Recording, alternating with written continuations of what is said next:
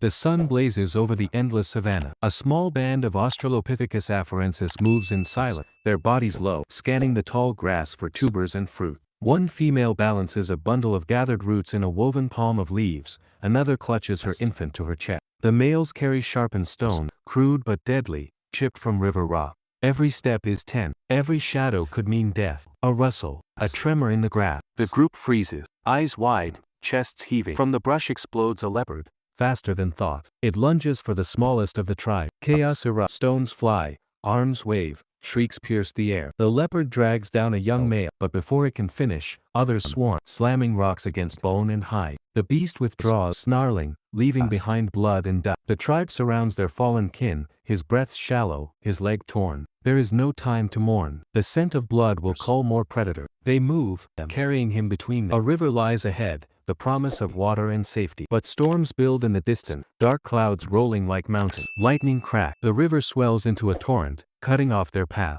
They hesitate, trapped between flood and pursuit. In the grass behind, hyenas circle, their laughter echoing, closing in. The leader, scarred and weathered, makes a choice. He gathers vines, lashes branches into a crude stretcher. The injured male is lifted. They wade into the river. Water surges, dragging at their legs, nearly tearing the child from his mother's grip. One female slips, swept toward the current, but another grasps her hair, pulling her back. Stones clutched high above the water glisten like talismans of survival. On the far bank, exhaustion sets in, but safety is short-lived. On the far bank, exhaustion sets in, but safety is short-lived. The hyenas have tracked them. A dozen forms creep closer, eyes glowing in the stormlight. The tribe circles tight, children shielded in the center. The predators advance. The tribe answers with fire, dry grasses lit by a struck stone spark, fanned by frantic breath into flame. A ring of burning branches is raised high. The hyenas falter, snapping and pacing, but fear drives them back. The storm breaks, rain slamming down,